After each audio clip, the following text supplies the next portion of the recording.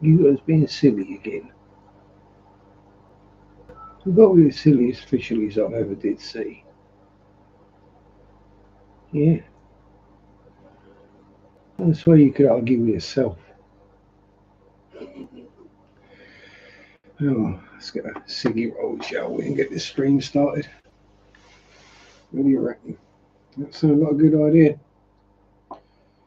Sunday shop do do do do do do. Sunday shop do do do do do. Sunday shop do do do do do do do do.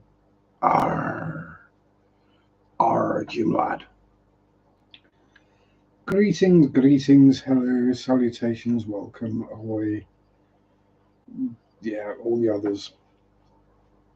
One of these days, I will write a list out so I remember them all. It wouldn't be me if I wasn't crap, let's be honest. If I was actually professional and good at YouTubing, yeah, it's just not me, really, is it? Hello, Debs, me darling. How are you? I do hope all is well. Yeah, I'm good. I'm good.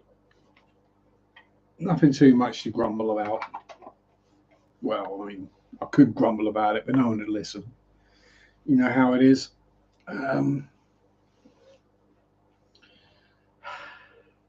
at least it was payday yesterday.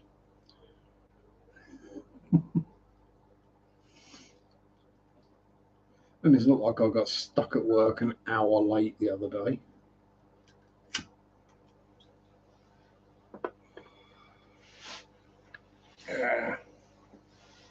The alarm was playing silly buggers, so we had to wait until the alarm worked,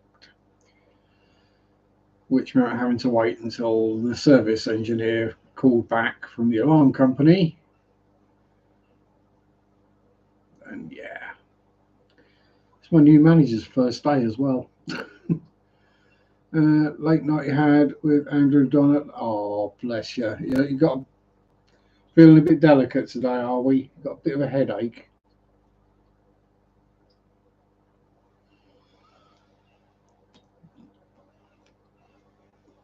See, just the thought of coming to see me made Donna feel ill. So, you know. Speaking of which, hello, Donna. I jest, my dear, I jest.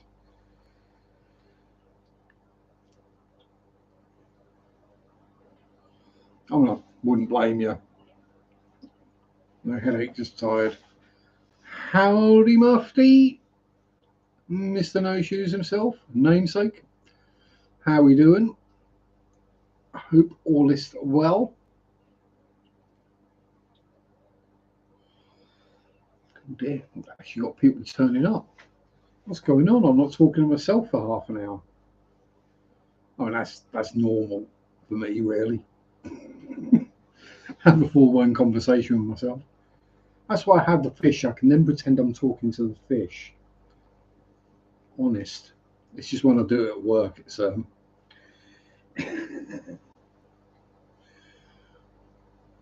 hmm. So yeah, it was a bit of an emotional week at work because three of my colleagues left for pastures new. One has moved to Ausland, and two have moved to a new store that's opened, including the branch manager.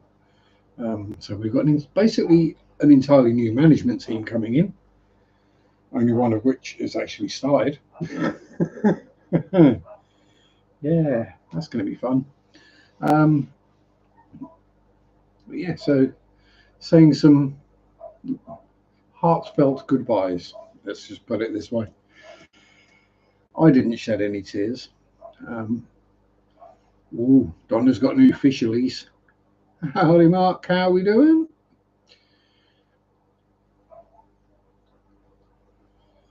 What new fisheries has Donna got? Come on, Donna, spill the beans. Got new fisheries we need to know. No saving it for a surprise in a video.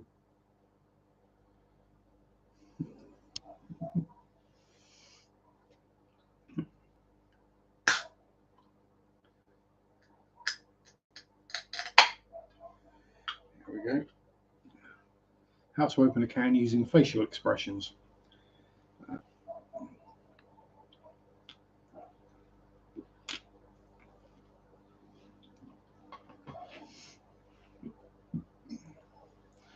Crow and the Oscars are still there. Good, good, good. I would claw at the crow, but it's one animal impression I can't do.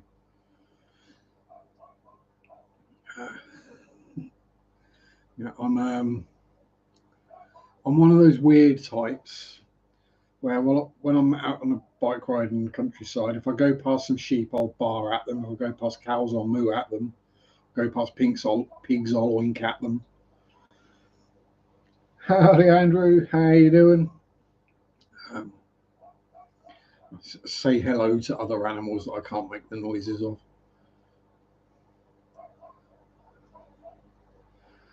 New fish usually do sulk quite a bit. Just had to fight all the YouTube women off. Well, I mean, you don't have to fight them off, you know. You can just accept your fate. Sometimes it's quite enjoyable.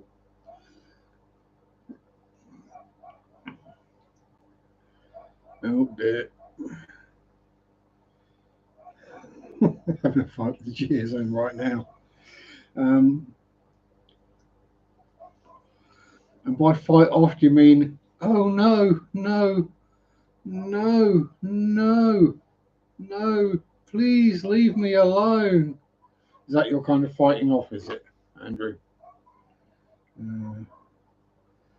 Fight with the Oscar.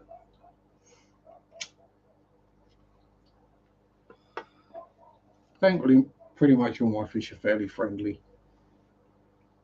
The only ones that will give me a bite are the shell dwellers. This is kind of annoying. The only ones that actually have teeth.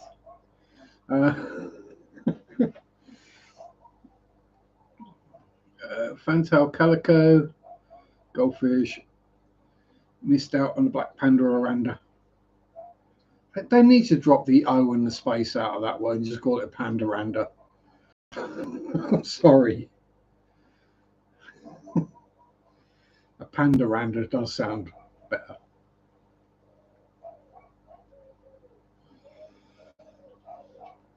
More goldies.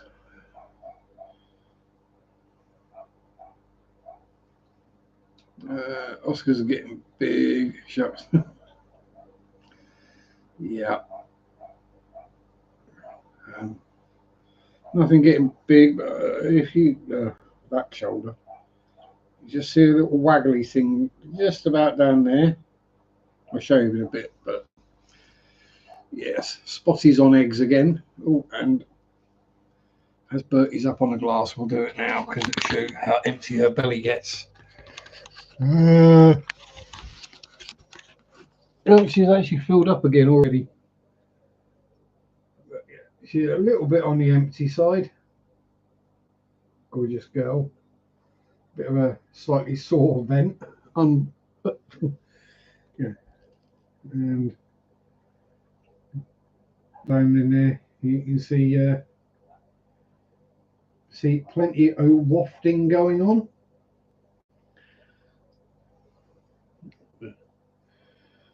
Spotty doing his thing now, but he's done her thing. Try and angle it so we don't get so much glare. There we go. Well, more pregnant limias as well. Well, all the female limias are pregnant. And the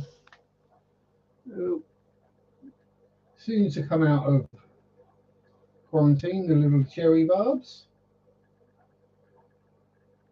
They're definitely coloured up well. Very dark. So when they get moved over, they should be quite happy, providing the yo-yo loaches don't try and eat them, which I'm pretty sure they won't.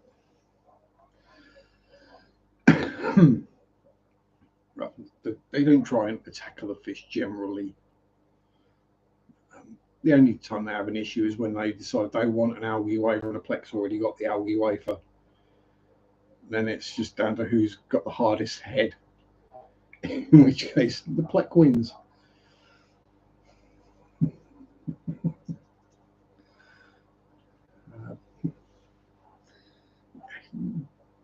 You don't come between a bristlenose pleco and its food. It just doesn't happen. Only time I've seen it happen was with shrimp. Good morning, Dixie. How you doing? Good evening from here in Idaho. Ah, potato. I do apologise, but mostly of what I know about Idaho is it's famous for potatoes.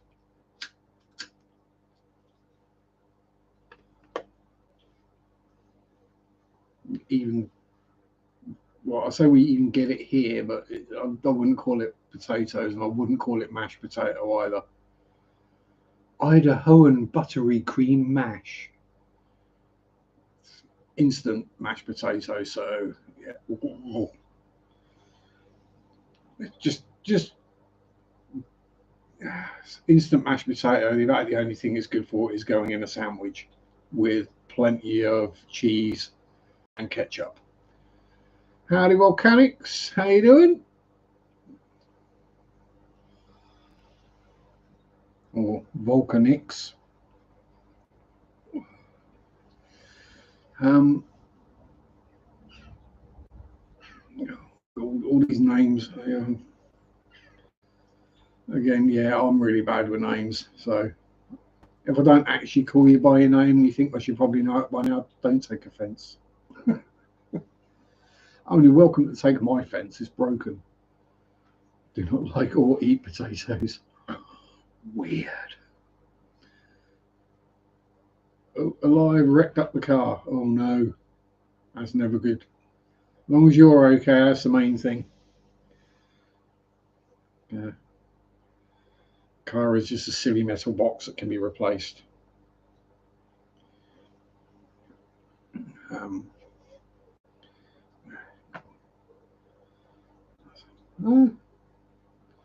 yeah, I do eat quite a lot of potatoes, spuds. I'm not even Irish. No injuries, only 650 at fix, so nothing too horrid. Nice. I mean, 650, I'm assuming bucks, is still a fair chunk of money. But yeah, as long as you're okay, that's the main thing.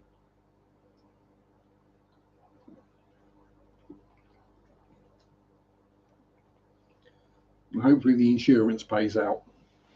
Um, Usually the annoying thing is you have an accident and you need to get it fixed, but the insurance hangs their heels and takes their time, so you end up having to you end up having to pay for yourself and then just hope they give you enough money to pay for the repair. Last night was awesome. Raised £636 for the Y Valley Trust supporting Romy, Deb's grandson. Yay! So sometimes, depending on the insurance premium and your age, it can be cheaper to just pay it. So when Adam, Mary's son, wrote off his car, because he's only like 21, 22 at the time, maybe. Yeah, his insurance was already sky high, so it just went even higher. Still got a long way to go, so if you can donate, please do. Yes, says the GoFundMe, or the GoFundMe. I do hate that with the email addresses and internety stuff where they don't put spaces in things. I mean, it's even worse when they put the underscore or a hyphen where there shouldn't be one. But come on, how hard can it be to put a space in there? You know, actually have it resemble the language it's supposed to be written in, whichever language it happens to be. Makes things a lot easier to read if it's, written correctly.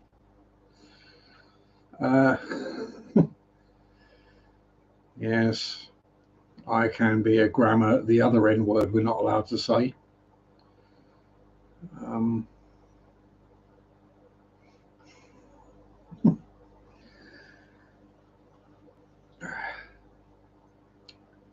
Yeah, the Germans from the 30s and early 40s. We'll go with them people.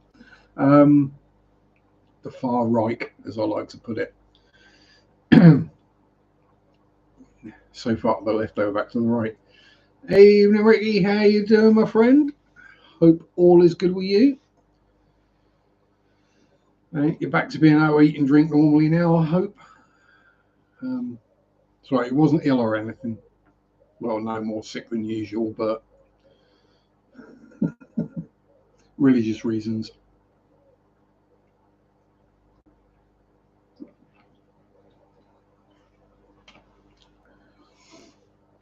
So, what else did I get up to this week other than work being fairly eventful? The East Anglian Air Ambulance landed in a field literally the other side of the road from where I work, so I did film a little short of it. It's nothing spectacular. But it drew quite a crowd. There were a lot of people came to watch the helicopter. Whether they were interested in the helicopter or seeing who was being put into it is another matter. Um,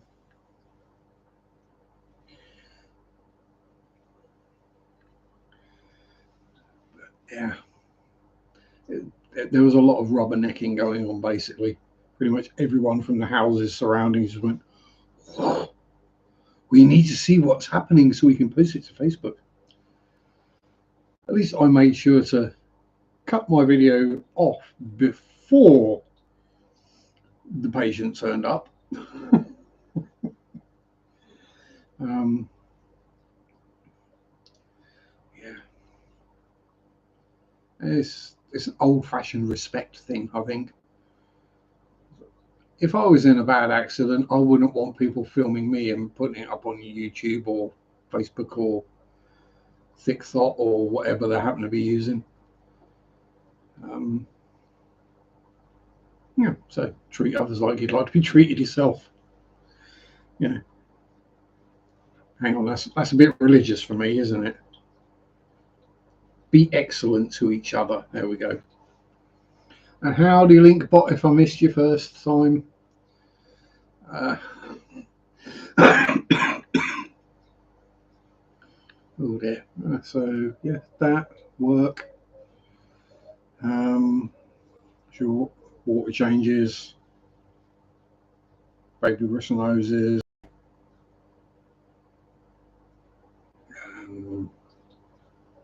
Mary and I went wandering around a couple of bike shops today.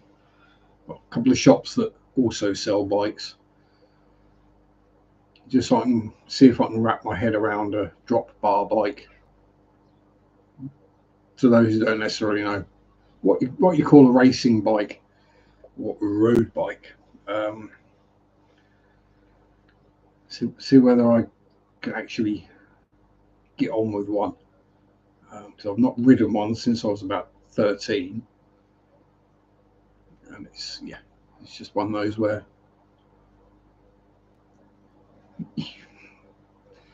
you don't want to buy one and realise it's agony to ride it and you can't ride it. So yeah, I just want to. Ideally, I'd like to go for a little ride on one, but I don't know anyone who's got one, so let alone one in the right size. Because these days you can't adjust the size of a bike very easily. Not like the old days where you just undo the thing, pull the handlebars up, and do the thing back up again, and job done. Now these days you have to get a different stem or a stem extender. Yes, I know it's lighter than you weigh and simpler to manufacture, but it means you can't adjust the height of the handlebars to suit the person riding it, which means you have to manufacture more sizes of bike. Why? It's one of those ones where moving forward has actually moved us backwards.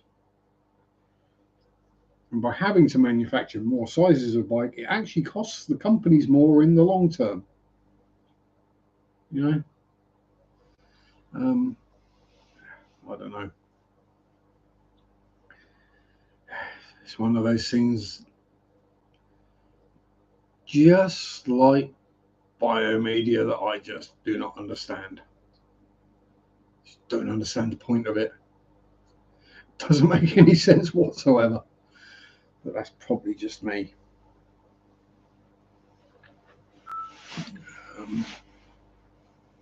No longer get up on my stationary bike, so I set a chair in front of it and still use pedals for exercise. Yeah, nothing wrong with that. If you can't throw your leg over, as it were. Yeah, I get it. I mean, for me to have the saddle at the correct height for me to ride properly, I have to lean the bike over to get my leg over it. I can't just like step over it. Not these days. My hips aren't that mobile anymore.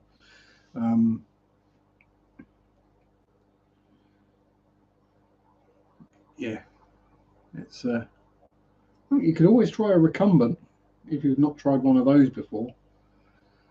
They take a bit of getting used to. I have had a go in one many years ago. A recumbent being one of those bikes where you're basically sat laying down with your feet up in front of you, pedaling like that, and your handlebars are up here, so you're a lot lower. Once you get the hang of it, it's actually a lot easier to balance as well because you're lower to the floor, so less tippy, and they're a lot faster and more efficient as well.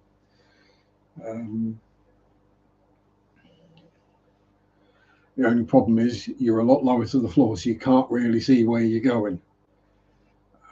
Like on a normal bike, you're higher than the cars. Well, normal size cars. SUVs and massive pickup trucks, yeah, not so much. And so 70's got two full metal hips, too frugal to burn them. Fair enough. I mean, if you've already got two metal hips, riding a bike is probably not the best idea, because if you do come off, yeah, don't even want to think. But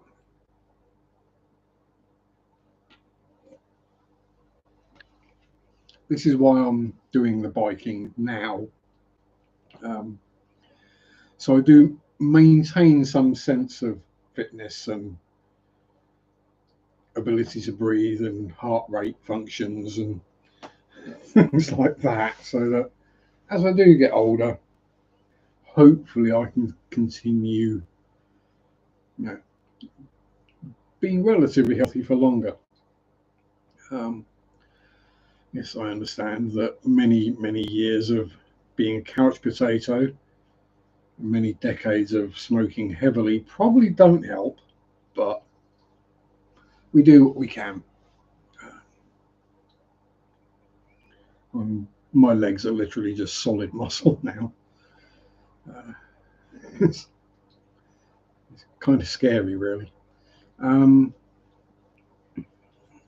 Yes.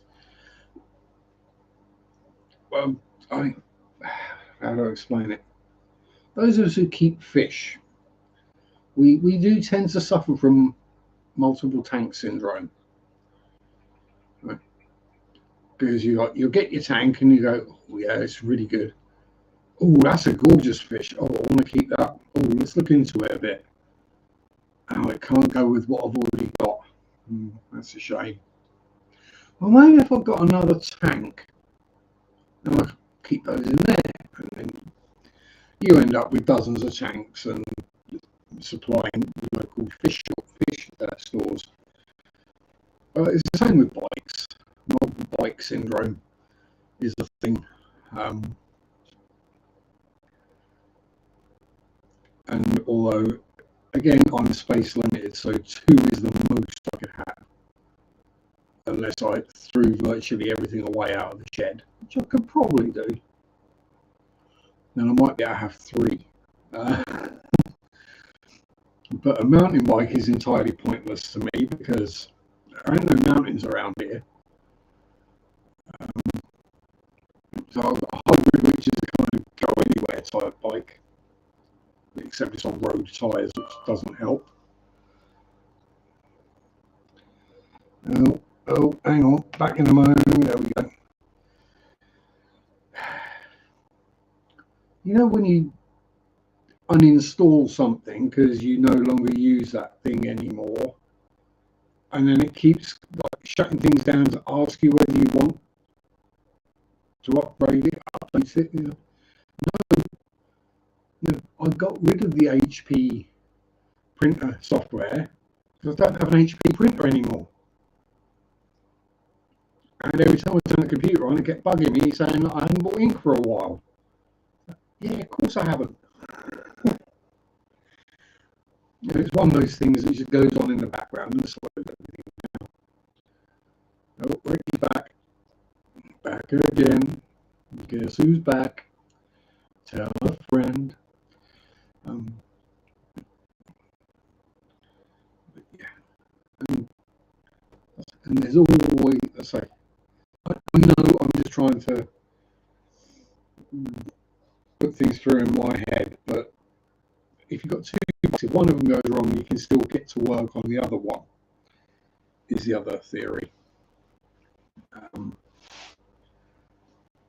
Because anyone who's ridden bikes, even as a kid, a child, school, whatever, or just work and back up, whatever like that, I can guarantee you put the bike away in the evening, you can't get back on it in the morning, and you've got a puncture. And let's be honest, we don't necessarily think about, well, I'll leave an extra half hour before I go to work, just in case there's a puncture and I have to fix it. We go, oh crud, is that the time? I'd better go to work. You go outside, you get your bike, and you go, ah. So at least if I've got two bikes, and chances are only one will have a puncture. Hello, Mandy. Sound going crackly again. Yeah, it's either me or Tinterwebs. I think it's probably Tinterwebs. It might be HMS Craptop just being old and crap. Or the microphones being on the way out in the webcam.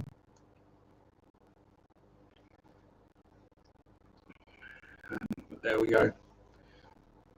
My voice is a bit crackly today, so that wouldn't help.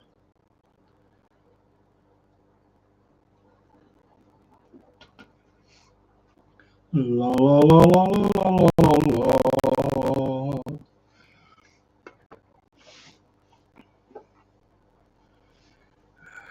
Yes, so bikies. And that's pretty much it for the week. You know, I do live a very uninteresting life. I did go for a bit of a bike ride in the week. Was it Wednesday? Yeah, typical me. I chose like the hottest day of the week to go on the bike ride. So I did leave early in the morning. It was only a fairly short one, but got me up to the 100 miles for the month, so we're good there.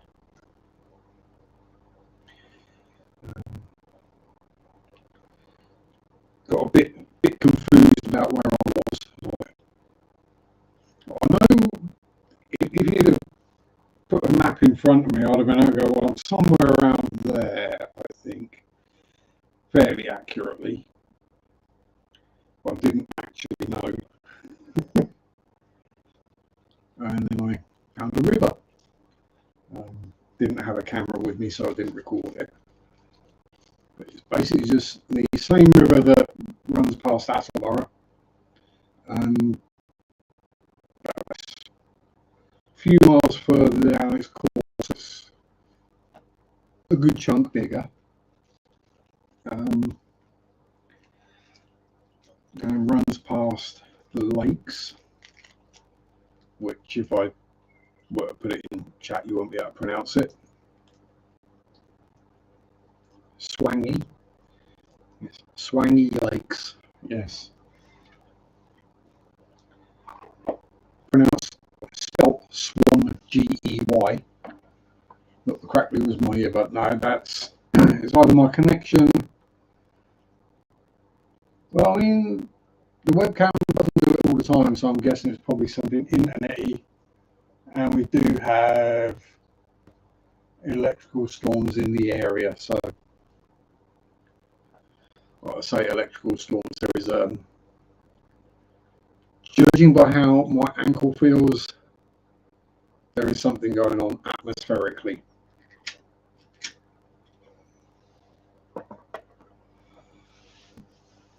Which probably what it is.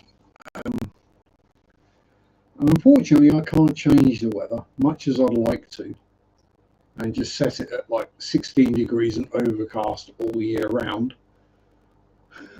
Yeah, it's a very pretty little river. I was there on the bridge at the ford watching shoal of roach do roachy things. What drink and haven't drank in weeks. Oh dear. See, that sounds to me like as good an opportunity to just carry on not. It's pretty much what I did.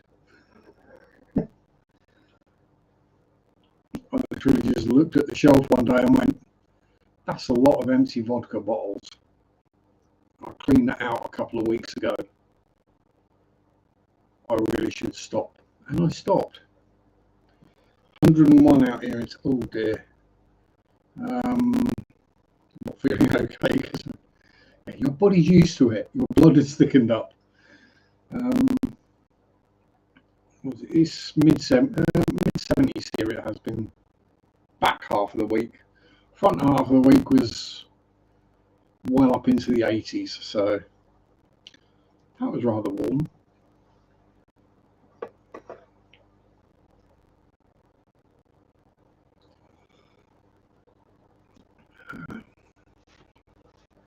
Yeah, so I decided to go for a bike ride on the day when it was 28C, so whatever that works out in. But yeah, that was the weather I went on a bike riding, just without the rain.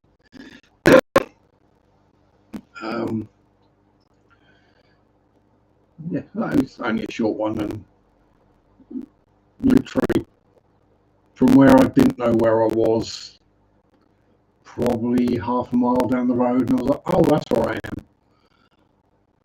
You know, monsoons are delayed. That's because we've had all the rain. That's what it is. We've had all the rain in the UK.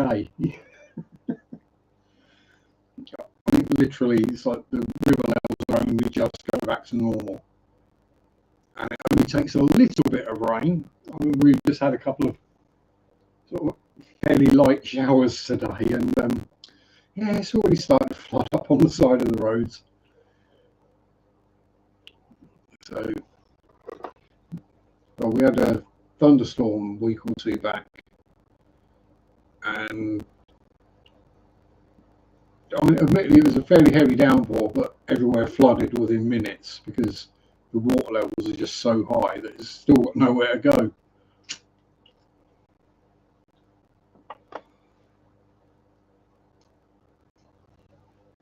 And like this time last year, all the ponds and the streams and the rivers were drying up. Literally,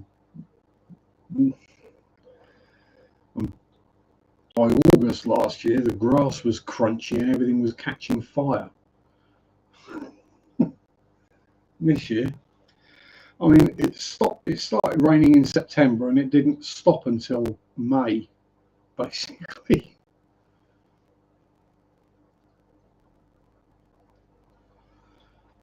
I think it's literally been one of the wettest 12-month periods on record so far.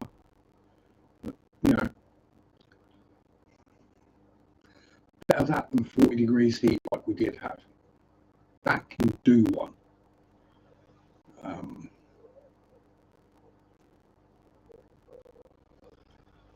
That can go bugger off back to Texas.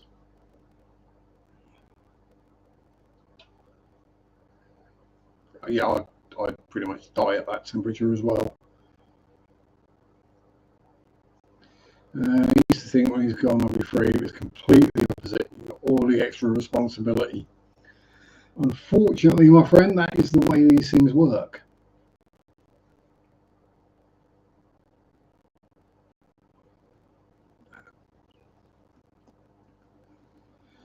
That works, so just checking in when I've got a sec. Okie dokie. Hopefully we can make a bit of your work day go a bit quicker. Slightly less miserable.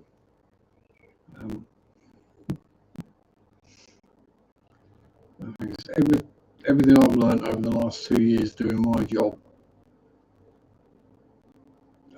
you get any manager come in and they've got their way, they want things done, their way of doing things, so it all changes. Most of it stays the same, it's just a few odds and sods.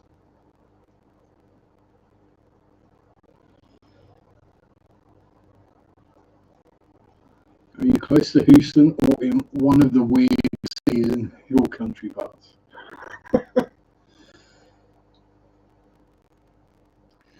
Well, was able to go to the office in my own merry time nowadays, every day 10 a.m. sharp. Yeah. Time to hire someone.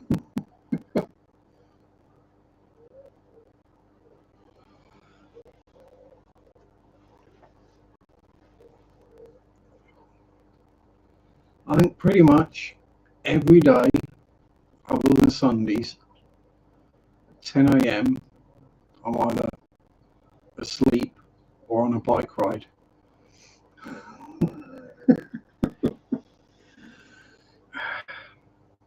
If I'm not working, I'll be having a nap. Or if I am working, I'll be having a nap. If I'm not working, I will be either having a nap or on a bike ride. Yeah.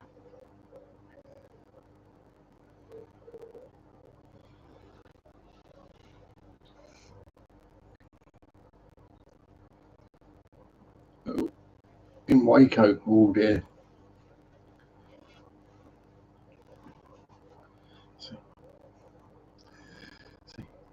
Even people in the UK know where Waco is and what it's famous for.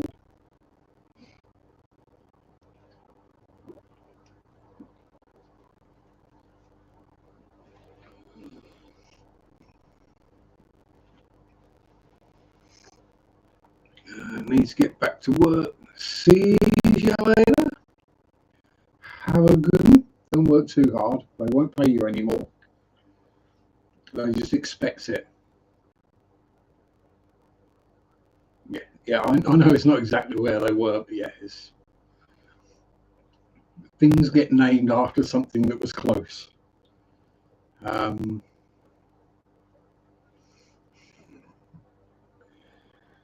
Yeah, I'm not going to get into that whole thing because it's one of those divisive subjects, a bit like Hillsborough is in the UK. Yeah, I mean, you see, I'm not short-sighted enough. I mean, I'm very short-sighted, but I'm not short-sighted enough metaphorically to go, oh, Waco, you must be a British Davidian. I'm not that kind of person. You've got Hillsborough too. Hillsborough there's probably a town called it as well, but it's the stadium that Sheffield Wednesday used to or still do play football in. It's their home stadium. And there was a match where a lot of, it was 100 and something people died because they got crushed to death. And to me, it's divisive because people blame the police for letting too many people in.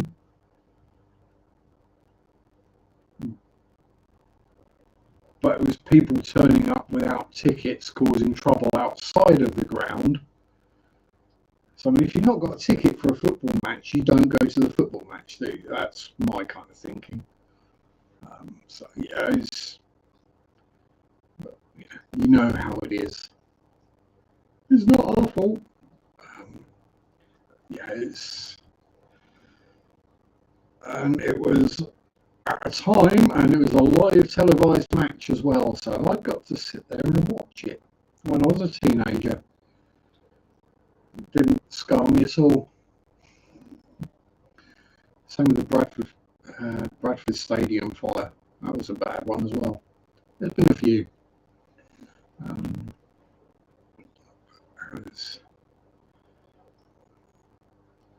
I'm old enough to remember IRA car bombings going off, so yeah, it's one of those things. Yeah, we've been dealing with domestic terrorism for centuries in the UK, so we're kind of used to that. But yeah, I mean, it was decades the inquest went into the Hillsborough Stadium tragedy until they finally decided. I think they basically decided to blame the police in the end.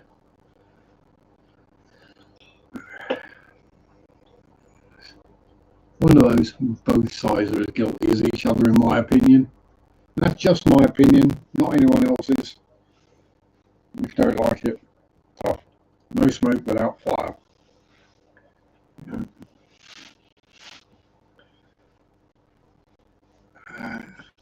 Anyway, let's find something lighter to talk about than mass deaths. Oh, it's only my channel. Welcome to my fishy live stream. Let's talk about mass deaths.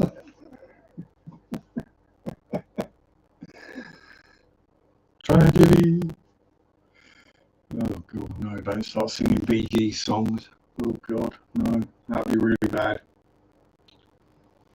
Well, if I did, at least I'd know who holds the rights to it now, because I'd get copyright strike from them.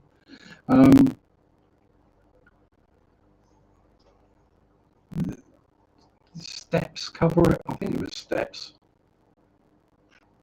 Yeah, one of those late 90s.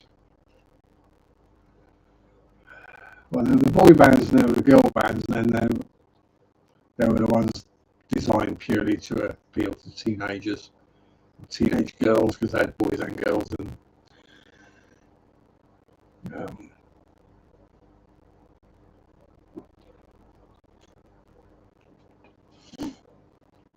although the one I feel sorry for, I'm going to stick the kitchen light on so we can see.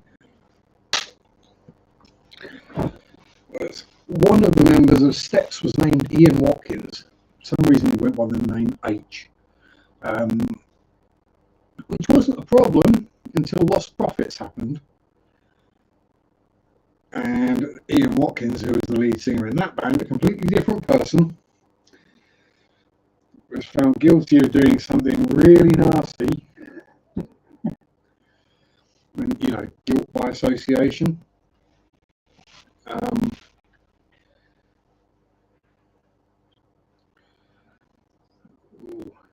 Yeah, I don't think you're going to be visiting Ricky too soon, Donna. I mean, you could do.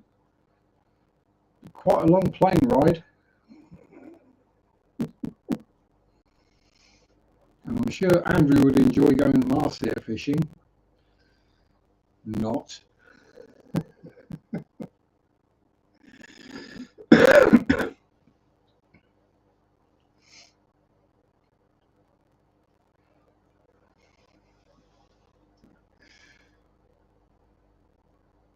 Oh, I just remembered.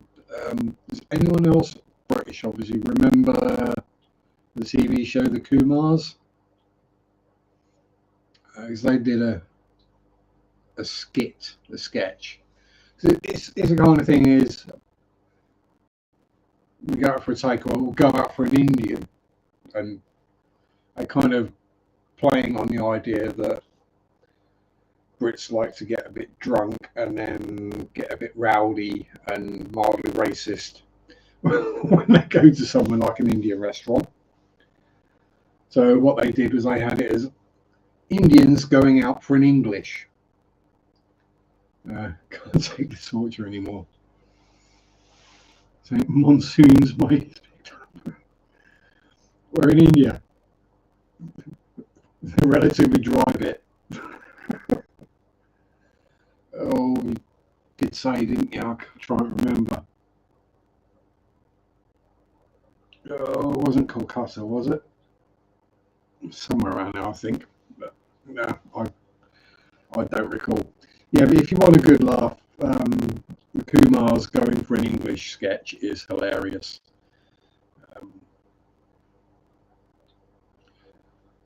I remember, bloody hell. Probably this is about the only one I can pronounce. Mumbai, I can pronounce that. Pune.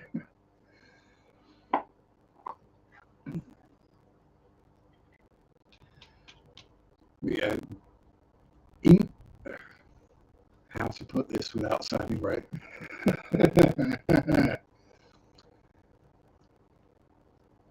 The Indian language has similarities with the Welsh language in that some of the words are just ridiculously long and you've got no idea how the hell to pronounce them. Capital of the East India Company.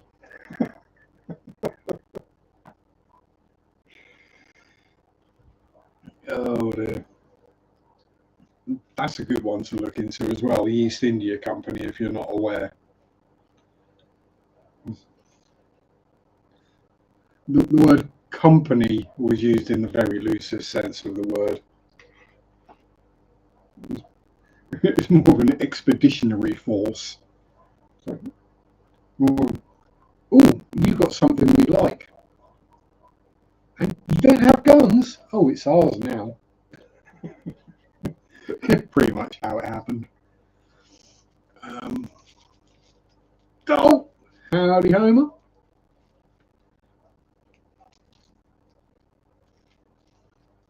Oh.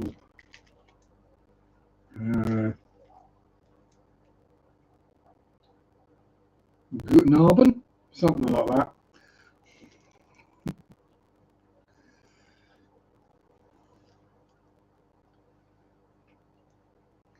At some point, I'm going to learn what various different languages are people's native tongue, and then at least learn to say hello to them in that language. The coins of that era. Google stuff to do. Awesome. Somewhere around here, I've still got like, ye olde British coins. When we had things like farthings and threepences.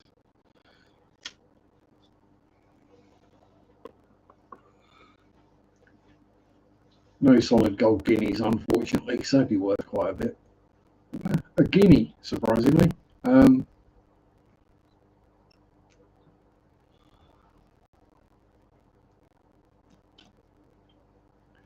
Something just flew across the tank and swam down the front grass in that tank behind you very fast. Probably a bristle nose. Most of the old Indian stuff is in London. Yeah. Same with the Greek stuff, the Egyptian stuff. Italy, no, we didn't go to Italy. Yeah, I mean, you know, the British Museum, there's not a lot of British stuff in it. They should rename it the Empire Museum. It'd be more accurate. Or the Commonwealth Museum.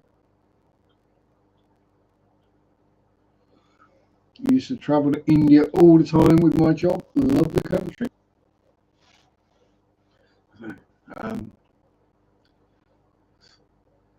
I've got to admit, India does seem to be one of the few countries that we invaded, took over for a long period of time, then left, and they don't seem to hate us with a vengeance. Most other countries do. We did a lot more to India than we did to a lot of other places.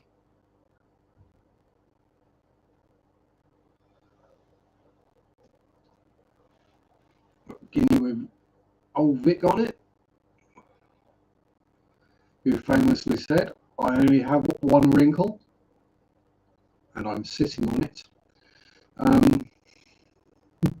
Yes, Queen Victoria wasn't such a prude as people make out.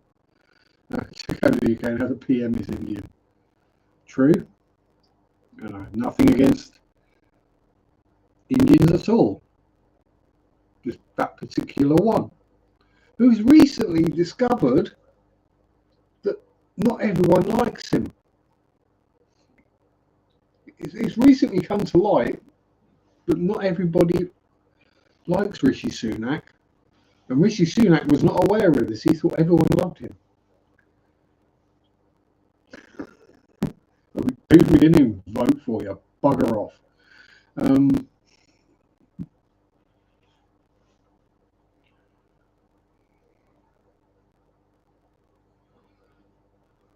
There's been a bunch of squit going around with the UK elections. Apparently, some Conservative MPs were betting on the outcomes of the elections, which is, kind of against the rules. And then someone from the Reform Party got caught making racist statements about Rishi.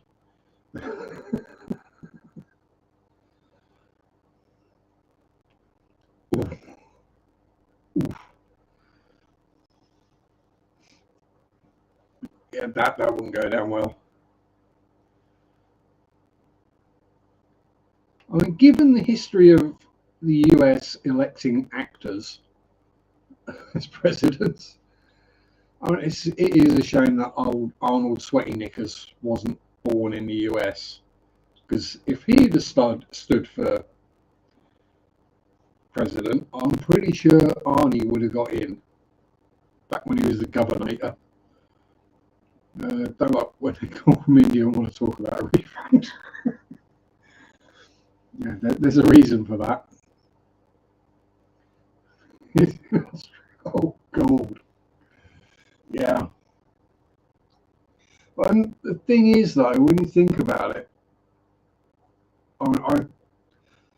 Ricky might be able to put me right on this, but I think to do that job, it's basically either college or university. You need a degree in to do that job. Even just calling in English, which is India's second language, arguably. I'm not saying like Indian first, English second. I'm saying there's several different languages and dialects throughout India. But the fact that they've not only done that, they've then had to learn a third language to be able to do that phone call. So yes, it's probably a lot. I will also hold my hand up and be fair. That sometimes you get put through to a call centre in the UK, in Scotland, and you find yourself sitting there thinking, can you put the Indian back on, please? Because I could actually understand what they were saying. Last one I had, he was a comedian. Oh, I saw a good one today where someone actually did a colour comparison. Donald Trump is actually, we know it's fake tan, right? But Donald Trump is actually darker than Barack Obama. So orange is the new black. Austrians are not allowed to go president for a different. Yeah.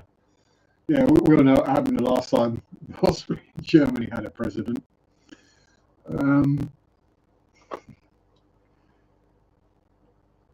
Yeah, I mean, Germany had Angela Merkel, which is not too far off.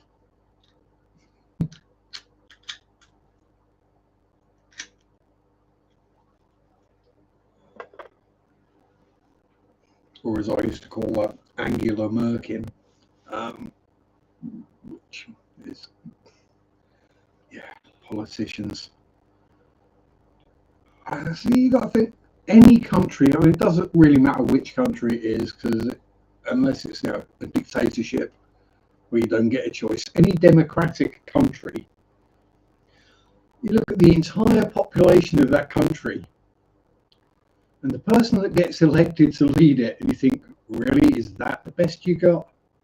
Is that the best example of an American, a Brit, whatever, an Austrian, a German, Frenchman, whatever? You're thinking, is that the best you've got? These Germans are a bit weird. Yeah. But they, you know, with good reason, I would say, given that he had, what, 5 decades under Soviet rule, basically. When was it the Berlin Wall came down? Was it mid-90s? So yeah, got Trabants going one way and BMWs going the other.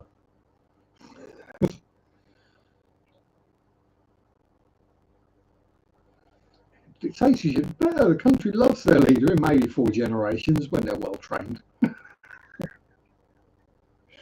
There is that. Or the punishment for not saying that you love your leader is that extreme that no one dares say otherwise.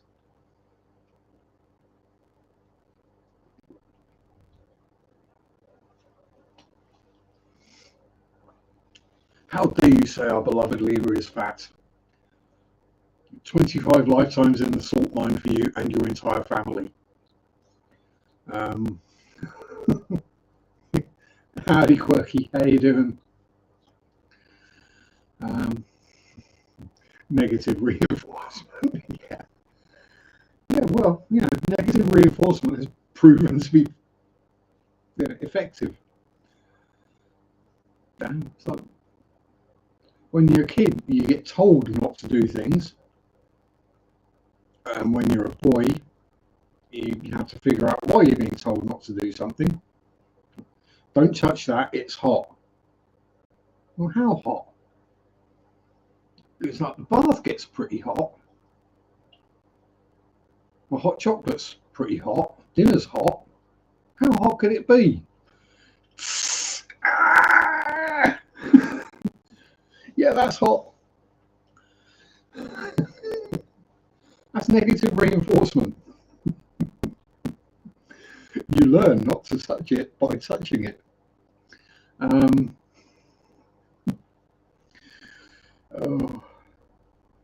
I still love, I forget the brand or where I saw it. It was an oven.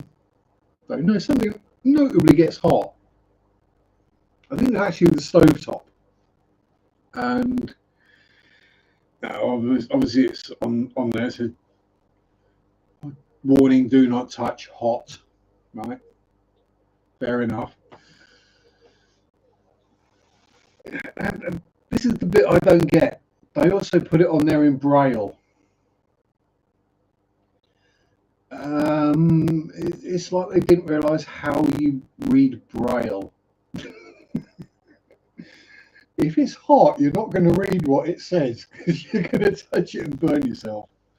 Death by curiosity. Yeah, curiosity killed the cat. Or Darwin Awards. Oh yeah, I had to actually explain to 3 of my colleagues this week what the Darwin Awards were. They'd never heard of them. And apparently they've been watching videos on them now and basically wet themselves laughing. The sheer level of dumbassery. Anytime you're having a bad day, just watch a video on the Darwin Awards. It'll make you feel so much better. Well, at least I'm not that dude.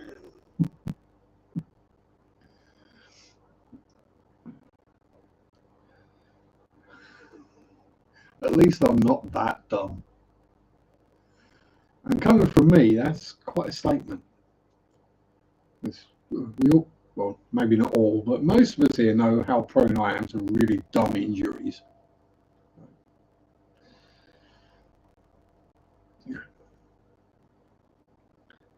How many other people have broken both their feet at once, or superglued their head to a workbench, or set fire to themselves, blown themselves up, shot themselves, all these other things that I've done to myself over the years. I've broken my nose in my sleep. You know, I'm like that far away from getting a Darwin Award.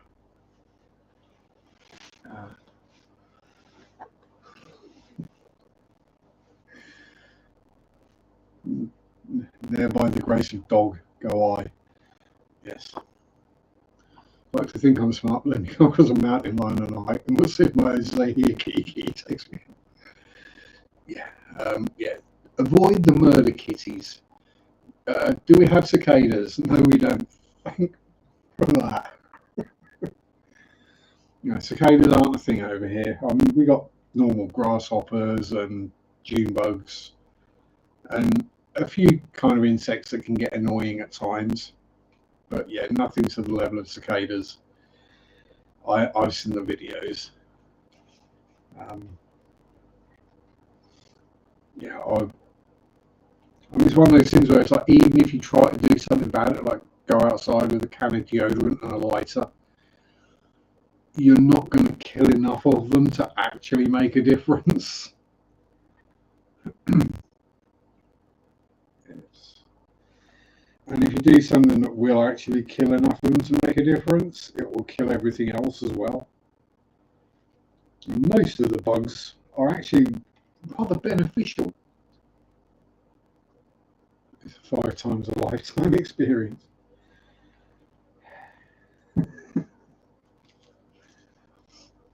And that's the thing, at least you know when it's going to happen.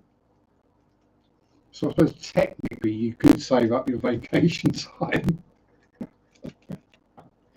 or just save your money, and when it's that time just quit and go somewhere else for a month or two or however long it lasts.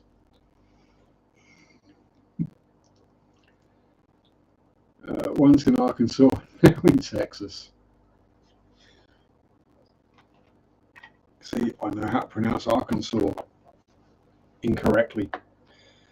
It should be Arkansas. I'm going to pronounce it Arkansas, put a W on the end of it.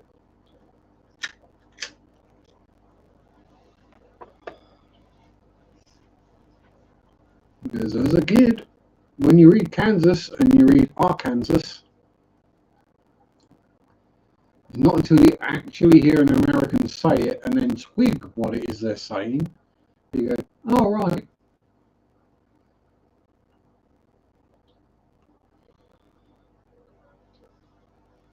You know, it's a dead law. Let's say Arkansas.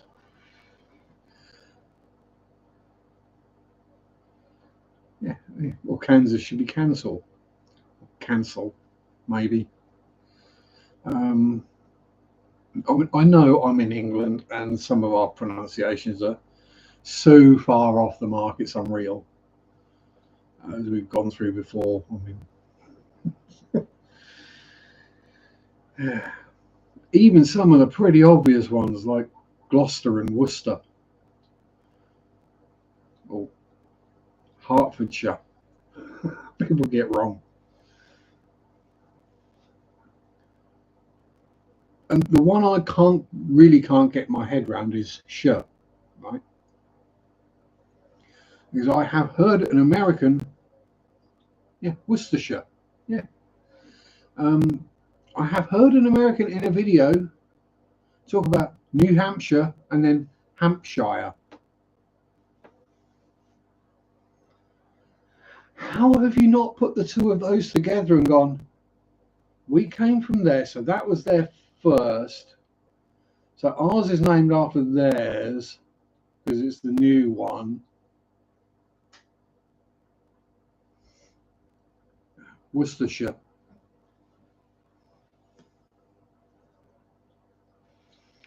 Hang on, let me put it in chat. Worcestershire.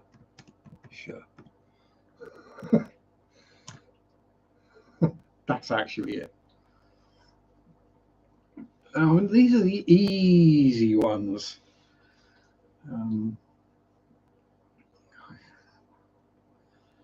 Just who's sushi? Yeah.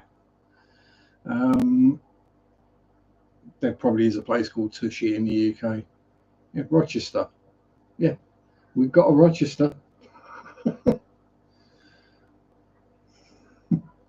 Yes, the place in New York, which is named after York, but was originally named after Amsterdam because it was a Dutch colony.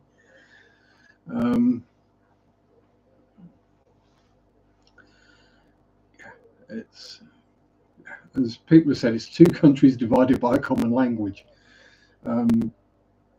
One that sticks out to me is Mobile, Alabama. Why bother with the E on the end if you're going to pronounce it mobile? Like after the oil company. I mean, putting the E on the end makes it mobile. Same with missile. It's not missile, it's missile. So Worcestershire, like Edith, I do wonder why don't the hobbits come from the Shire? Because they're the Shires. This is one of those weird things. When you put it on its own, Shire is pronounced Shire, but when you add it to something else like Worcestershire, Herefordshire, Yorkshire, it becomes Shire. The joys of the English language. There's a reason it's one of the hardest to learn on the face of the planet. Do I have a favourite tourist food?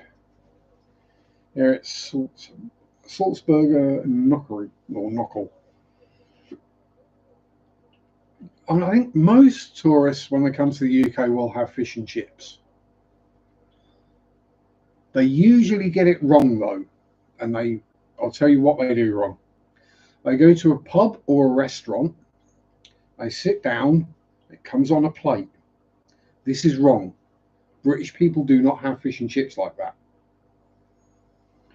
You go to a chip shop, you get your fish and chips, it comes wrapped in paper. In the olden days, and I remember it wasn't that olden days, it used to be wrapped in newspaper. Hey, recycling is a use for old newspaper. These days it's a greaseproof kind of paper.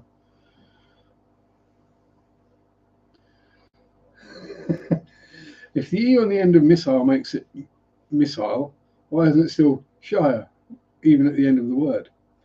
Because of the letters that precede it. It's what's known as the magic E. Yeah, either from a paper cone or out of literally just wrapped in paper. With salt and vinegar, then more salt, because the vinegar washes the salt through. And you just nom nom. You eat with your fingers. Family is Scottish in a dialect has me in stitches. Yeah, it's. I mean, I can understand most English accents, or British accents, shall we say, not English, because Scottish is a different one.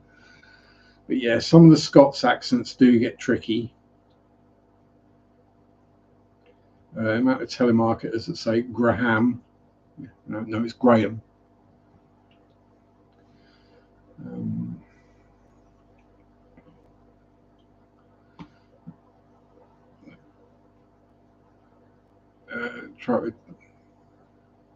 Yeah, tartar sauce. Yeah, if tartar sauce on fish, yeah, that works.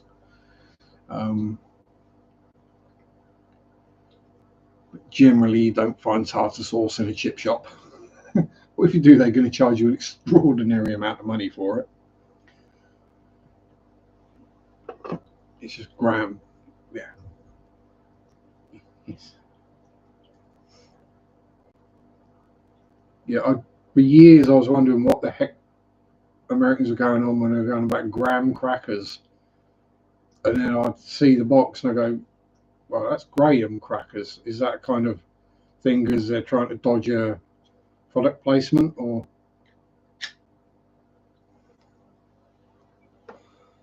No, it's just Americans can't pronounce Graham.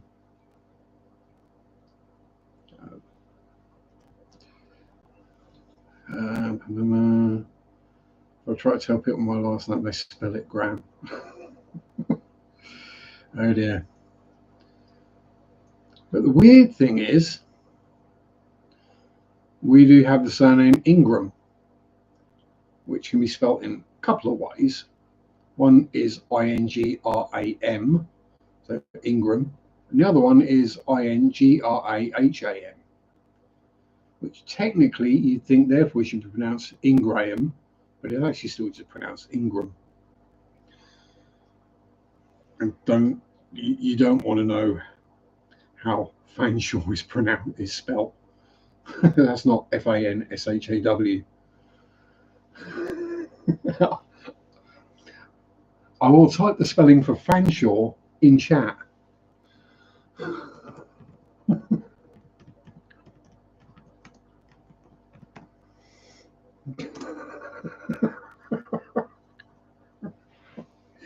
That's pronounced Fanshawe. Still not over the fact that fire has one syllable, so I refuse to now learn Graham as 2 syllables. It's one. It's 1 syllable. Graham.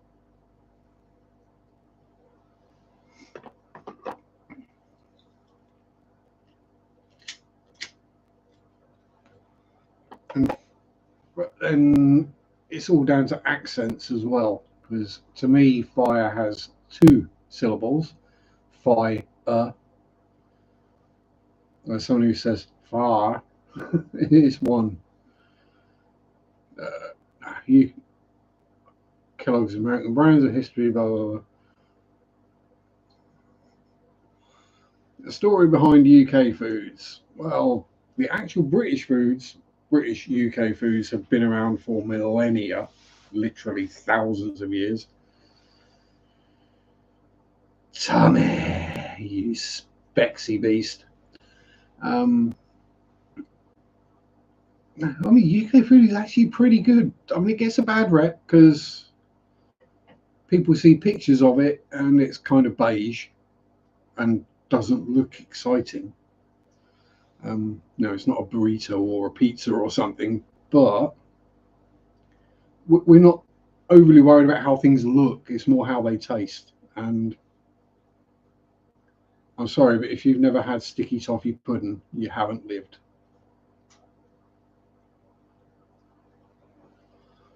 Sticky toffee pudding and custard is like heaven. Or a good meat pie.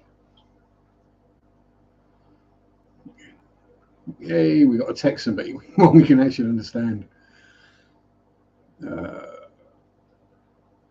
Remember maths teacher in school, English, his family name had 2 Q's and 1 X.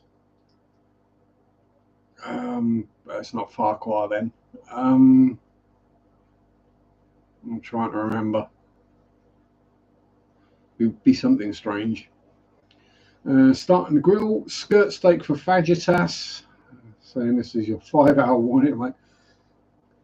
Come on, Tommy, it's at least a 9-hour play ride for me.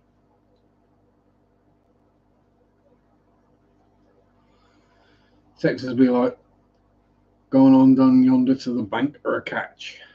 Yeah, that's no, fajitas. And I have heard people pronounce it fajitas. Yeah, I know it's fajitas.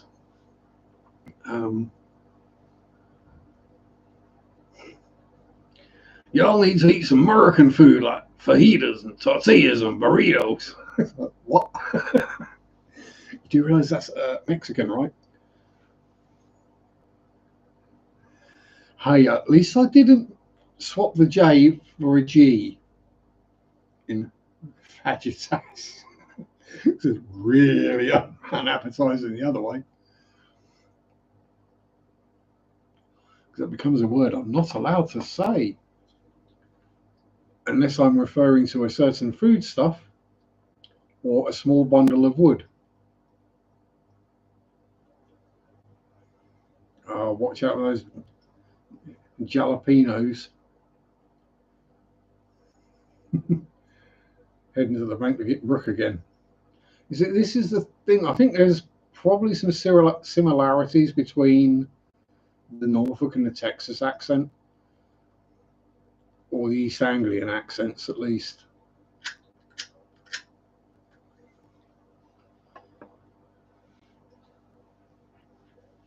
Because the Norfolk pronunciation of broke is brook. And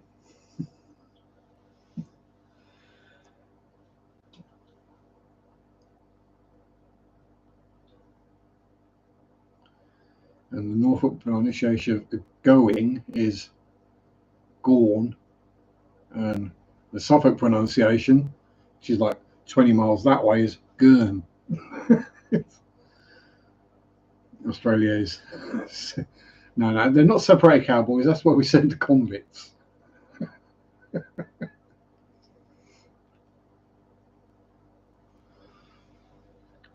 See, America is where we sent the religious nutcases. Australia is where we sent the criminals. This is the good thing about having an empire. You can get rid of the undesirables from the home country. You just send them. Actually, trying to be nice for a change. You're always nice, Tommy. Redneck country western. Well, I mean, it all depends. It depends on the part of the country we're from, because certain accents work easier with our own accents, and because every county has got a different accent.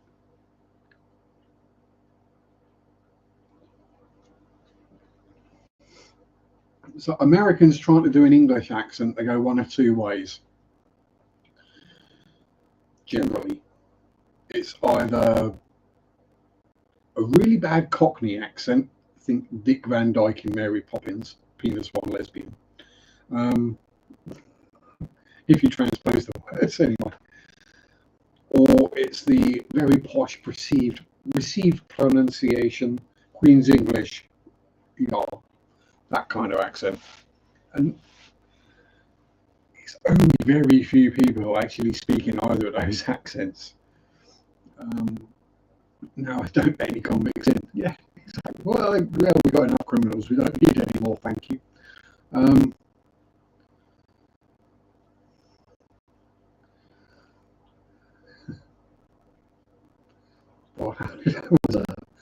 What's up?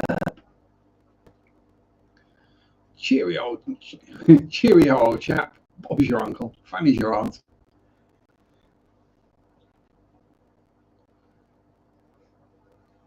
But if you want to insult anyone like a Brit, because I will stand on this, as will most of us, we are the champions of the world when it comes to insults. You can call someone anything you like. It doesn't have to be an actually insulting word. Right? Between the word you and the word you're using as the insult, if you add absolute or utter, so if you, example, just because I'm looking, you shell dweller, that's not too. You absolute shell dweller.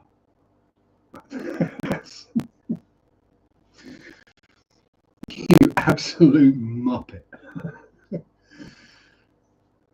Call an Irish person C word, I think you're friends. Yeah, exactly.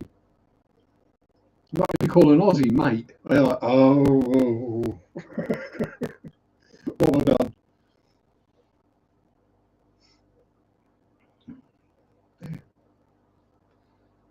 I mean, it's one of those ones, especially with the Aussies, the banter flows back and forth. So it's one of those, there's like no hard feelings about it, because they will come back at us straight away, because Aussies are great at sledging as well. They get it from us. For the last Austin Powers, and all of you clean remarks are speaking in code.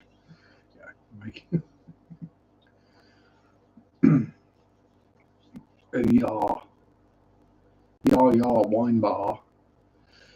Yes, I did used to have a fairly posh accent when I was younger. Because the Hertfordshire accent is a posher accent than London or Essex.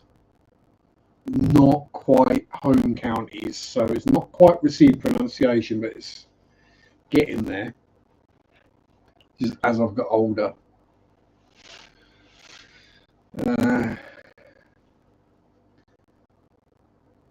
Absolute donut. This is it. You can call someone a donut and make it an insult. It's just yeah, I think it was Gordon Ramsay. I mean, most Brits would probably call someone an absolute donut at some point in their life. I don't know if anyone saw, he had a bad crash on his bike, push bike. Yeah, wear your helmets, people. Yes, I know, my rights, blah, blah, blah. But, and people go, well, it doesn't protect the reduce the risk of death. That's good enough reason. Learned some strange English in school that was useless, so I learned English being on live YouTube chats. That's particularly. I don't know if he got hit. I think he just fell off, or, crashed. But yeah, basically his entire side is just black with a bruise. Full face mountain bike helmet always wear. Yeah, I've got a not a full face. It's a road bike helmet, but it's actually got a peak on it, so it looks less like you've got a mushroom on your head. And it's also got a magnetized visor thing that covers your eyes,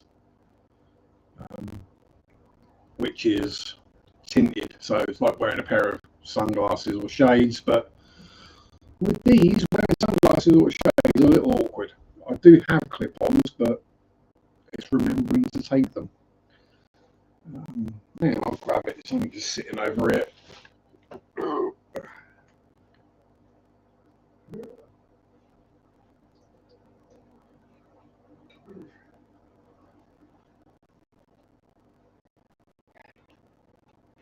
And actually, given my propensity to injure myself, so there we go. Yeah, the other issue with bike helmets, if you've got a bald head, stick a bandana or a cap on underneath. Otherwise, if it's sunny, you end up with a really weird sunburn pattern on your head. Oh, it's also got light on the back as well.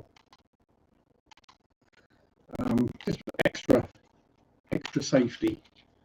So yeah, baseball cap off, bike helmet on. Because you see, it doesn't look too stupid. But then for those days when it's sunny or there's a lot of pollen about, which is my main issue, getting pollen in my eyes because I suffer with hay fever.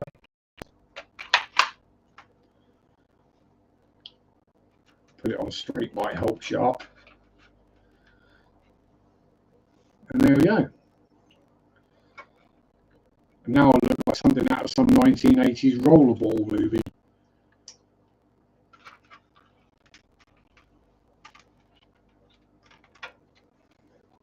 Yeah, 3.5 kilowatt electric bike, 75 k's.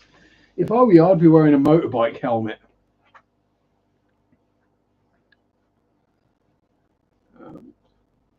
Yeah, it's like, I mean, yeah, and that's not an expensive one. I think it's like 30 quid on Amazon, something like that. You know, it's not like rated to blah blah blah, but if I have a tumble and smack my head on something, that should reduce the chance of severe injury. And if nothing else, otherwise I'd be wearing a baseball cap because, you know, I don't like sun in my eyes. And these make your head sweat a heck of a lot when you're on a push bike. Whereas all the vents in that actually keep your head a lot cooler, which keeps you a lot cooler. Except for in the winter when it's really cold and then you get brain freeze like when you eat ice cream too fast. Fox brand full face with a bunch of trail riding on cliffs. Yeah. In that case, I'd probably be wearing an airbag suit as well. Yeah, I'll say it reduces the effects. It's not going to suddenly make me invulnerable to head injury. It's just, you know,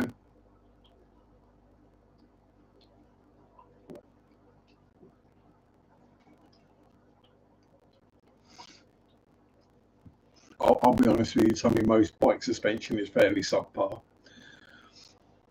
But a lot of e-bikes are made to a price.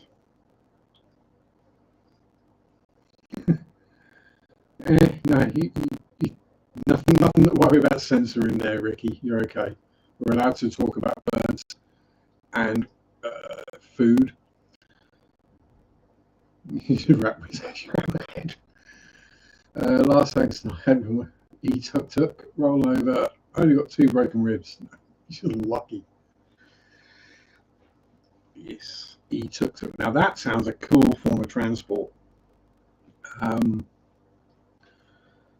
Yeah, I mean, cargo bikes are becoming more popular. I would say much bigger, but that really doesn't work because of e-bike. Basically, because you can have an electric motor and battery and power assisted, it actually means you can have a bike that you can actually pedal that can take quite a decent load on it as well.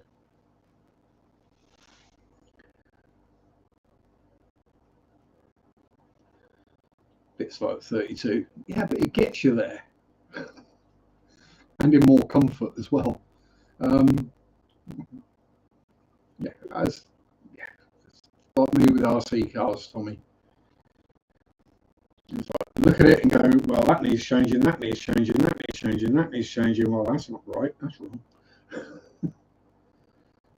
I hate tuk-tuks, they create traffic jams.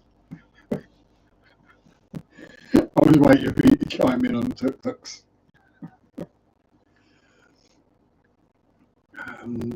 I forget where it is, but it is actually a tuk-tuk racing series. They actually race tuk-tuks. I mean, obviously they're very, very super, but they're awesome. if you get a chance to watch them tuk-tuk racing, oh, they're hilarious. Right up with lawnmower racing, which is a British thing, obviously.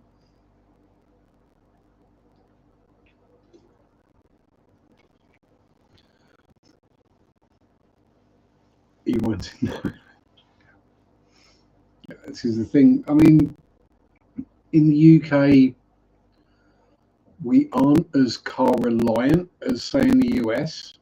So getting more people on bikes should be pretty easy.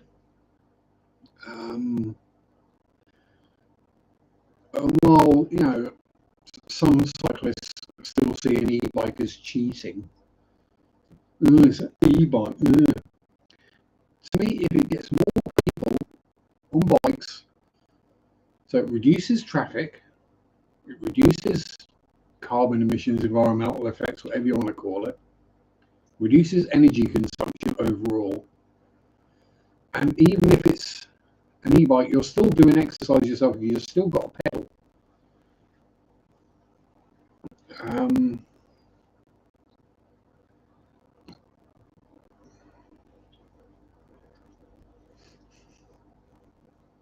Oh, you've got to have 60 chrome Cadillac fins on the back with the tweaky tail lights on them, and there are pedestrian piercers on the front. It's got all the KTM's. Yeah, there are electric dirt bikes. Yeah. Scary thing is because they got that much torque that they make the petrol ones look slow and useless. I think the electric record at the Isle of Man TT is now over 100 miles an hour.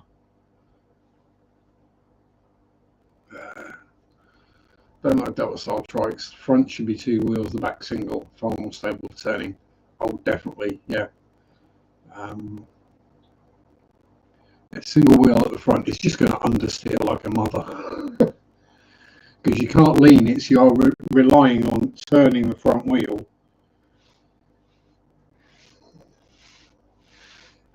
Yeah, you're just going to understeer everywhere.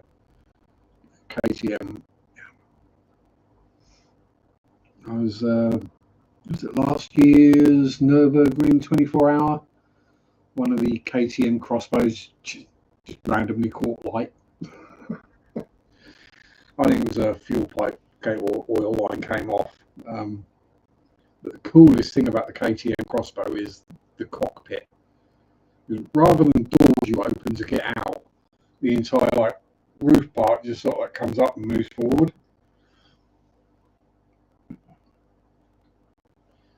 Also got to be able to lean in the corners.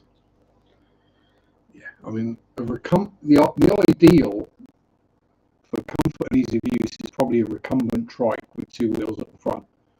So then you get the advantages of being recumbent with none of the disadvantages.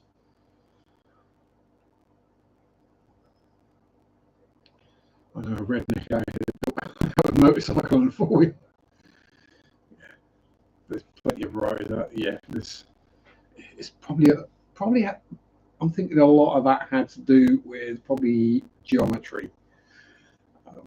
It's all about the angle of the dangle.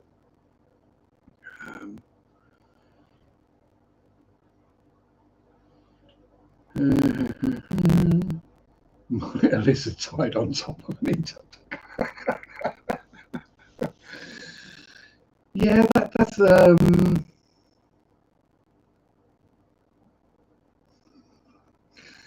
yeah, there's only certain types of places you're gonna see that. Oh,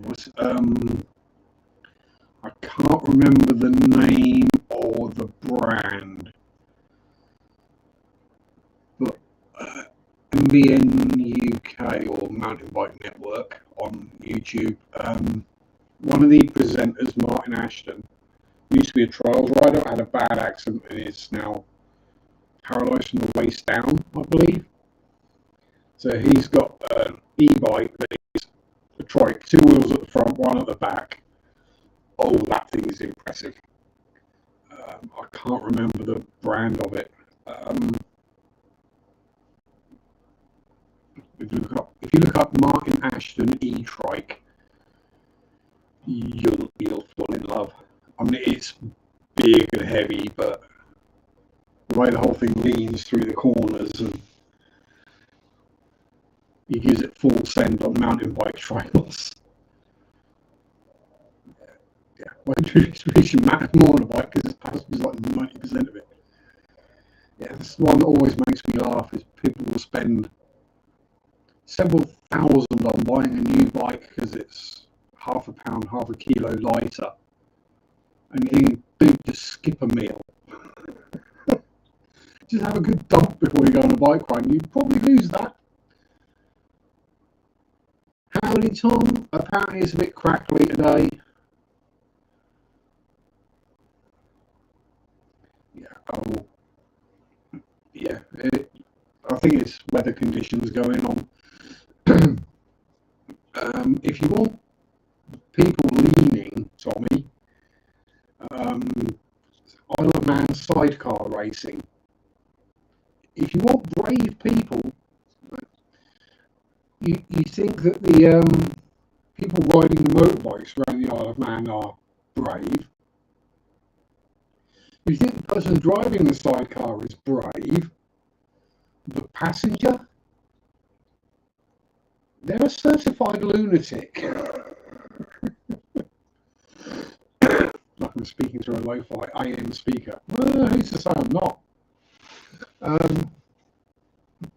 Yeah, sidecar racing is just mental. Especially when the passenger falls off and the rider doesn't notice and gets to the next corner and it doesn't turn. Like the monk, yeah. Just, yeah, pedal scrape. I've done that before.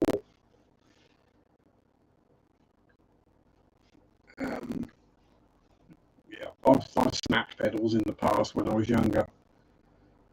You do learn to keep the inside pedal up and the outside pedal down, so when you lean over, you got a bit more room.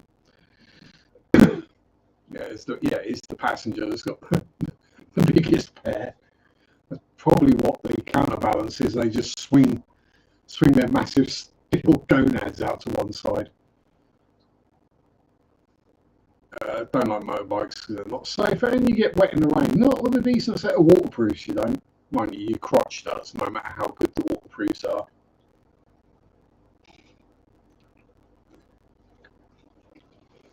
And if it's warm, you get wet anyway because you sweat inside them. So balls of these testicles for weight distribution. I mean, let's be honest.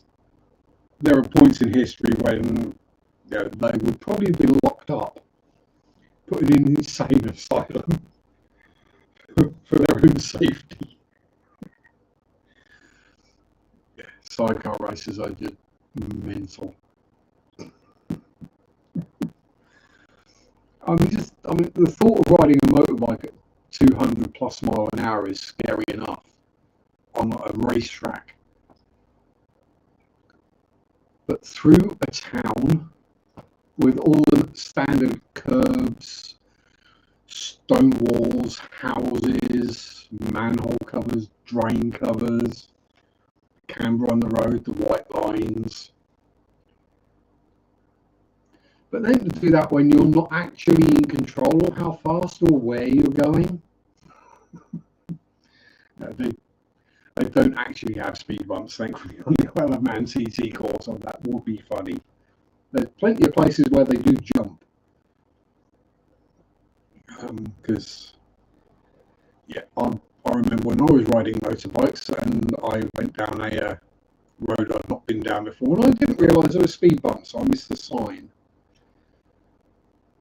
And I saw the speed limit sign, and I knew it was a built-up area, so the speed limit's 30, so I was rumbling along, probably nearer 50.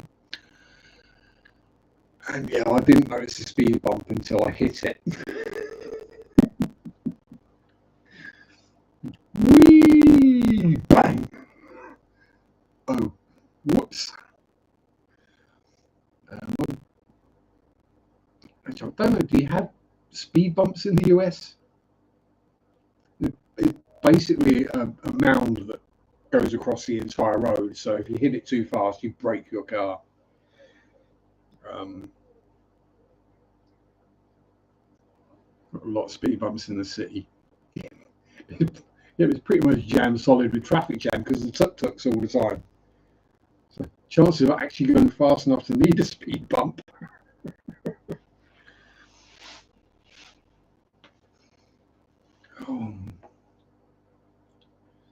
I know there's a stretch of highway somewhere in the world. I can't remember where. I think it might be America, where they played with the idea that when you have like the rumble strips on the edge of the road, so you can hear if you hit the getting too close to the edge. They actually worked it out so the bumps and the gaps, if you hit them at the correct highway speed, it actually plays a tune. Some are single, some are triple, 5. I don't know what 5 is needed. It's because people were tripling the triples. That's why. They were hitting them on motorbikes and going, yeah, we can clear all 3 of those. And then they say, oh, yeah, you know what, we're going to put 5 in. Let's see you clear that one. That's what that was. Has to be. There's no other reason to put 5 in a row.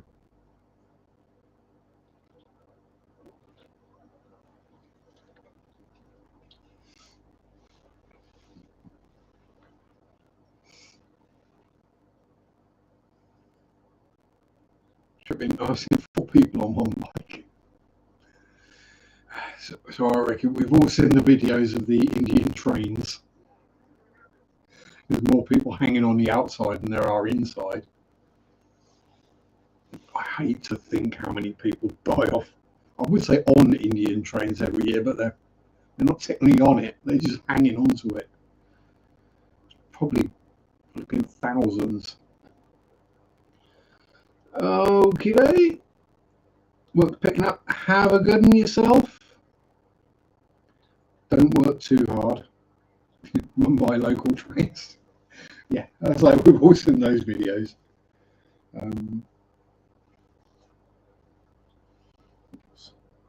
Right up there with the people that ignore the level crossing sign or the fact that the lights are flashing and they say, "Oh, I can make it," and then they don't. I shouldn't laugh because they just get absolutely obliterated by a train doing whatever speed. I mean, even if a train sees you, trains take a long time to stop. Kind of like battleships.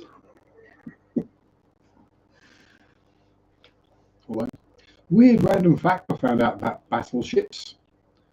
The Iowa class. How many miles per gallon do you think a battleship gets on fuel? They're burning fuel oil, and they're actually pretty efficient. But what do you reckon the MPG is on a battleship? And then I'll let you know. Give us a couple of guesses while I roll a sickie.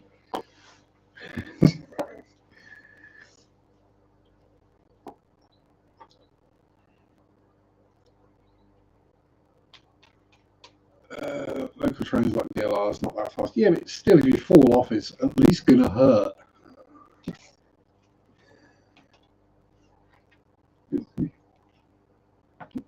Even a slow train is still travelling at a decent rate that, like, a human body is not designed to hit the ground at. So, we got any guesses on the mile per gallon of a typical World War II era battleship? Obviously, they couldn't figure out miles per gallon when they were running on coal.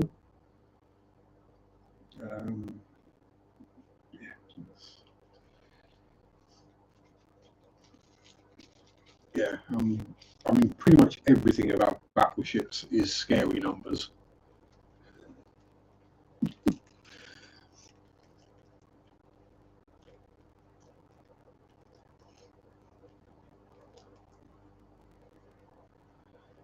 They actually have to design them in such a way that when the turrets fire, that the one behind not only doesn't hit the one in front, but the blast wave from the guns doesn't kill everyone in the other turret. But yeah, so I believe it was the Iowa class battleships, might have been North Carolina. But a fast battleship from World War II, 32 feet per gallon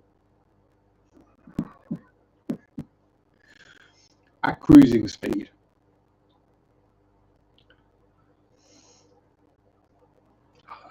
I'll let you think about that one a bit.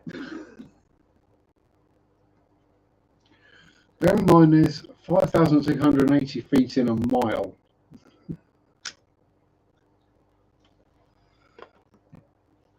"32 feet per gallon at cruising speed, which is about 25 miles an hour. Flat out, they'll do 35 miles an hour, but they're probably using 3 or 4 times the amount of fuel to go that fast because of the unique square cube law. Yeah.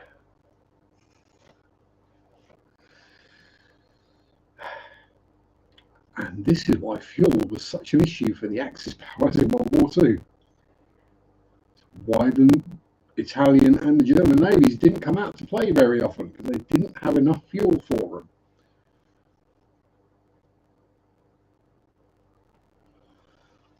Also, anytime they did come out to play, they generally got shot to pieces. But yeah,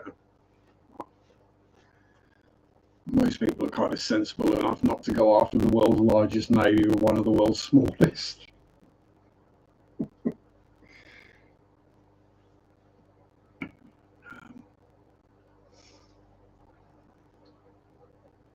What was it?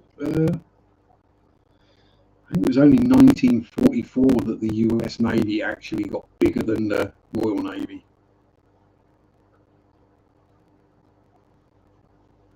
and that's just number of ships. The Royal Navy still actually had more battleships.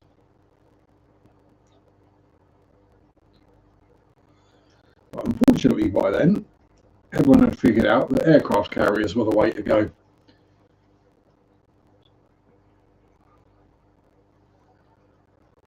By which point most of ours had been sunk. Whoops.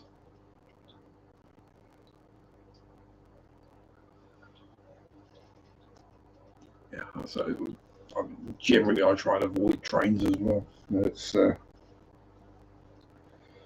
normally only if I'm going on a long bike ride that I'll get a train. And that's usually just to get to the train to the other end of the bike ride and then bike home again. Although I do have a week off in a couple of weeks, so I'll be going on a bike venture.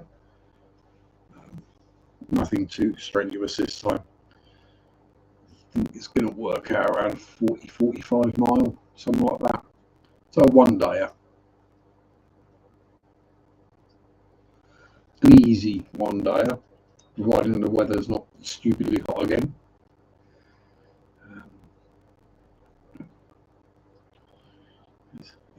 I don't really want to be riding in 30 degrees again. That was not fun last time. Although I learned the lessons. So I now know all about heat stroke and how to try and avoid it.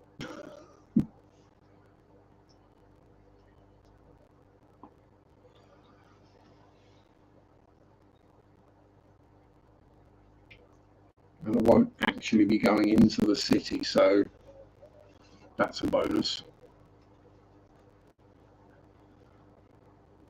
Oh, yeah, that's the other thing. Found out that there is a specialised and a giant shop in Norwich. Thought, awesome, we can go visit those. That'd be great. Both shut on a Sunday. What's the temp? At the moment, well, the computer is saying 16 degrees. It feels a bit warmer than that. Probably,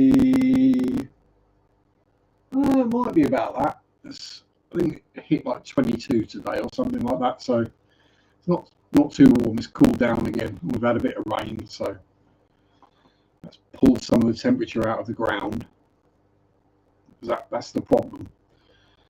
Once the ground and the buildings and the roads and everything soak up all the heat, then they just keep reflecting it out during the night so it doesn't cool down again.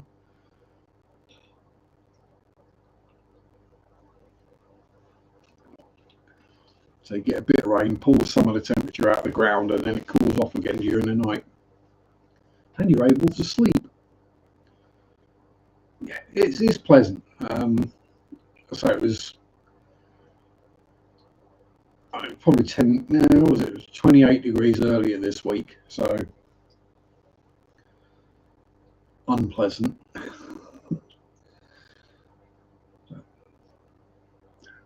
It's the UK. If you don't like the weather, wait 5 minutes, it will change. It's the old saying, but it's fairly accurate. And like the old Crowded House song, you can indeed have 4 seasons in one day. I have experienced this. I've walked into the hairdressers before with a full head of hair on a bright, sunny, warm day. Had my hair all cut off and gone real short again. And looked out the window and it was snowing.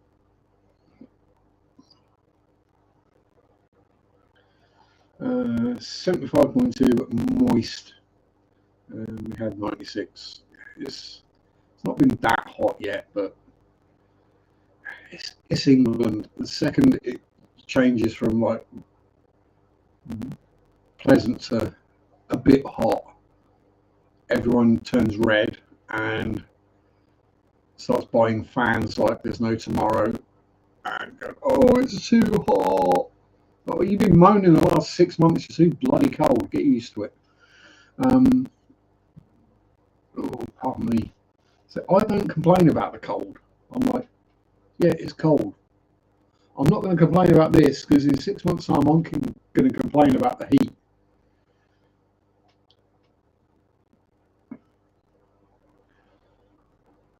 I came back to India still for months. I had the habit of carrying an umbrella with me. Yeah, and I've got a mini umbrella that is always in my rucksack for work, or goes with me if I'm going on a long bike ride. It doesn't take up much space. It's pretty damn light, and it's the UK, so sometimes you just need a brolly. And especially around here, if you're out in the countryside, there might not be any trees or buildings or anywhere you can shelter for miles.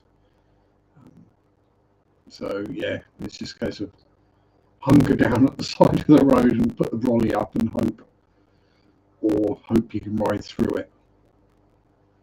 If it was a really hot day, I'll carry on riding because the rain will cool me down a bit, but that's unless it absolutely honks it down, in which case you just get absolutely drenched. But yeah, I've got a full set of waterproofs, so again, this time of the year I wouldn't even take them with me because if it does rain, putting the waterproofs on, even though they're breathable, yeah, you're just going to overheat massively and just get just as wet anyway, but from sweat rather than rain. And rain doesn't smell quite as bad as sweat does. So, yeah. At least when it rains, if you dry out afterwards, you don't stink. if it's sweat and you dry it afterwards, you stink. And because I can't smell it, it's better to play it on the safe side. And either have a bath afterwards or just not leave the house until I've had a bath.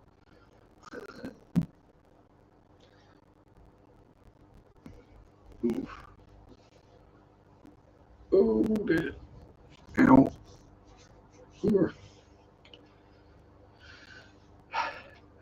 What else? Is there anything else to talk about? Hopefully I'll get around to putting up some kind of video this week.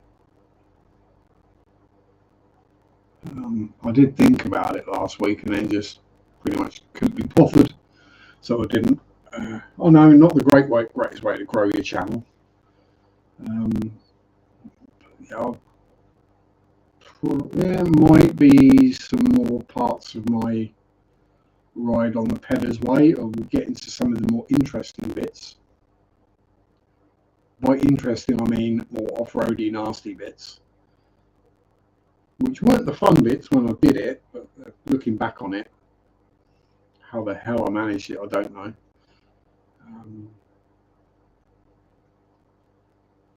So I've still got quite a few videos from that trip to put up. And at some point, yeah, I will get back to cycling around. So I use the algae wafers. I don't actually use Sarah algae wafers.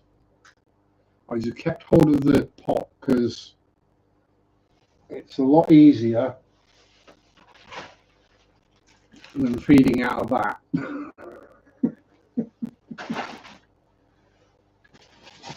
Same with the other pots. I keep the empties because when you're buying flake in that kind of quantity, it's just a lot easier to feed it out of the pot than it is to. The thing is, those sacks of algae wafers I buy, they're pretty much the same as the Sarah ones. No, they don't cloud the water. The fish eat them happily, no issues with them. But they're about a third of the price.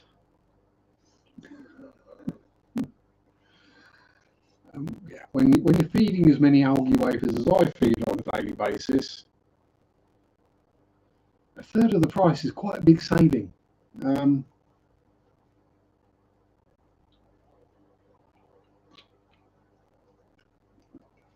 I've got flakes and pellets and all sorts. Oh, grab one of them. Come here, you. I see pots that size of algae wafers for sale. That'd last me like one day.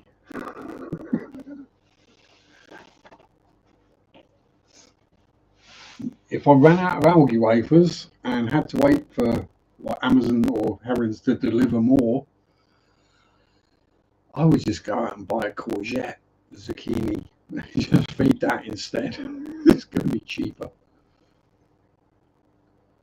I might get demolished instantly. I might have to go and get one anyway because that might help. Yeah, I think when I go shopping on Tuesday, I'll have to get one. Because then I can stick some in other tanks and use it to remove a whole bunch of snails. Which is always a good thing in tanks that you don't want snails in anyway. Yeah, I feed all sorts. I mean, I've fed all sorts. I'm trying to reduce the amounts of different types of fish food I've got. I think at one point I had something like 22 different pots of fish food, which is about 19 more than I realistically need. But you do. It's one of those things, if you go somewhere, I mean, if I'm visiting somewhere and going into a shop especially, I like to buy something, even if it's just something small. So a little pot of food, you know, it's almost just like saying thank you for being open to the shop if they've got nothing else you want, etc. Feeding all kinds of fishes. Yeah, I've had Tetris stuff in the past. There's probably a tub of it somewhere, or an empty tub. King British catfish pellets, herons pellets, yeah. Fish science, all sorts. I've had all sorts of different foods. Tetra tropical granules. So the problem is I've got a lot of either very small fish that most pellets are too big for, or they're in a tank with some larger fish, which then the smaller pellets are too small for. So I end up feeding mixtures of different foods to the same tank sometimes. I'll never buy vibrobites. Vibrobites. Are they the ones that look like supposed to look like little bloodworms, the Hikari ones? I have tried those. The fish ate them quite happily. Poops were red. The Hikari fry food was pretty good as well. I remember trying that. Yeah, that's why I got vibrobites. Is it was like buy one and get this free. Tetra bits, discus, embers, rasboras, even cichlids. I'll have to look. If I see some about, I'll buy some. Ooh, that was a bit warm. But anywho, my time is up and I need to eat something again. So thank you to everyone for being here, for spending your Sunday evening or morning or afternoon, whatever the time it is there, with me. Have a good week. Hi replay crew, as I forgot to say it earlier. Stay safe everyone. Have fun. Enjoy your hobbies. Peace out. Rock on.